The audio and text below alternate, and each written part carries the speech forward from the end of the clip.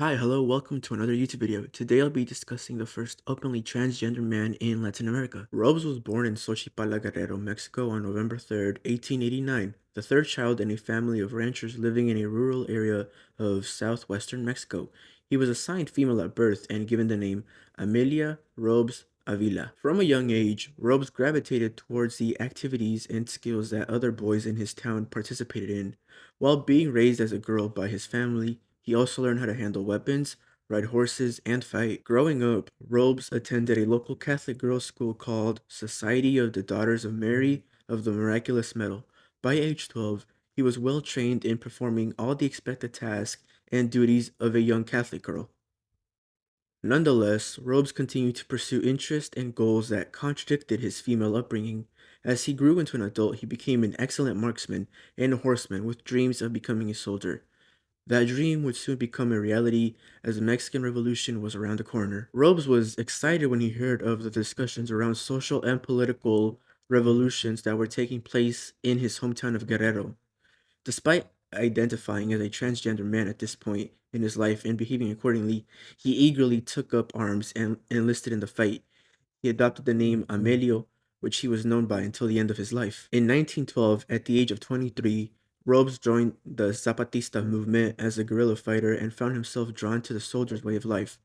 He wrote that the experience of being a guerrilla fighter made him feel completely free. The Mexican Revolution brought about significant changes in Mexican society and politics, and the idea of masculinity became closely linked with patriotism as nationalism swept the country. These social changes actually worked in favor for Robes' acceptance as a transgender man. His embrace of masculinity as well as his impressive fighting skills on the battlefield convinced many of those around him to tolerate and even accept his gender identity. As a trans man, Amelio Robles Avila embodied many of the values and ideals that were associated with what it meant to be a true patriot during the Mexican Revolution. When Robes' story became known to a journalist named Miguel Gil in Mexico City, he sought to meet the guerrilla fighter. Robes was interviewed, photographed, and placed on the front page of El Universal, one of Mexico's largest newspapers. In the now famous photograph, Robes proudly poses while holding his personal pistol and a cigarette. This brush with fame, though brief, it may have given him the opportunity to portray himself as he wanted to be understood by the rest of the world. And it should be noted that during the Mexican Revolution, many women served alongside their male counterparts on the battlefield.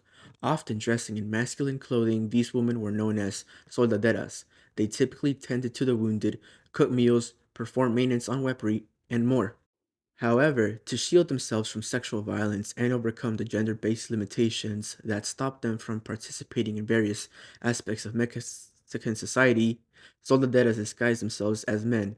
While Emilio Robes Avila may have come across several soldaderas during his time as a guerrilla fighter in the revolution, it is important to note that he himself was a transgender man and not a soldadera. As part of his transition, Robes leaned into the notion of machismo, an exaggerated and often aggressive form of masculine pride.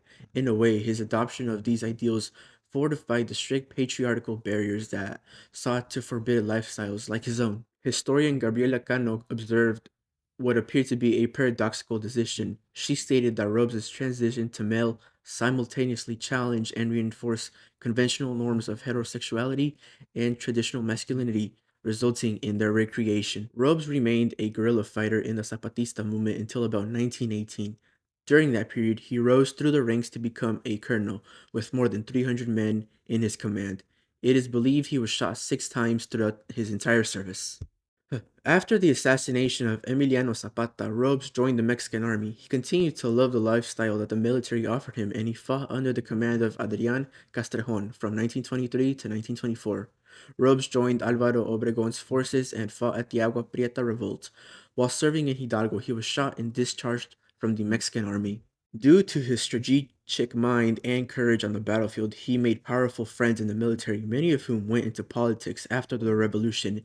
These allies helped legitimize Robes' transgender identity in broader Mexican society. Still, Robes endured many discrimination and violence as a transgender man. After the Mexican Revolution, he was initially unable to settle down in his hometown of Xochipala because he received death threats and was nearly killed by other soldiers when he visited. He moved to Iguala for a time before eventually returning home. in southwestern Mexico. Rose pursued romantic relationships with women and married a woman named Angela Torres in the 1930s. He did not perform the domestic chores he had learned as a child, but rather took on the roles and responsibilities of a typical Mexican man of his era. Robes' family largely accepted his gender identity, and he was known as a tío, uncle, and primo, male cousin, to his extended family. In fact, many of his nieces and nephews did not know he was trans until they themselves became adults. According to one neighbor who knew Robes, it was downright dangerous to misgender the formal colonel. I never addressed him as senora or madam. I also used Mr. Robes because he would take out his pistol if anyone called him a woman or lady. In the 1970s, the Mexican Secretary of National Defense recognized Robes as a veterano or male veteran of the Mexican Revolution. This designation makes Robes the first known transgender soldier in Mexican history. Nearly 15 years after the official recognition, however, Amelio Robles Avila died on December 9th, 1984, at the age of 95. Despite the national acknowledgement and respect for his transgender identity, a movement grew to misgender Robes in the years after his death. This push likely stemmed from an effort to memorialize the woman who served during the Mexican Revolution, but transphobia undoubtedly played a role in Rose's erasure. After 5 years after he died, the Amelia Robes Museum House opened its doors.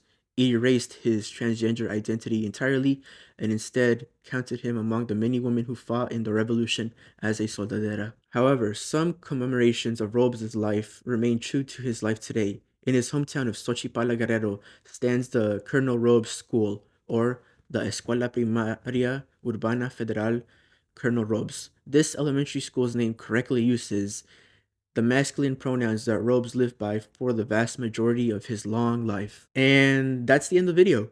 I hope you found this topic interesting. Remember to eat something, take your meds, drink water, and practice self love. See you next time. Thanks for watching.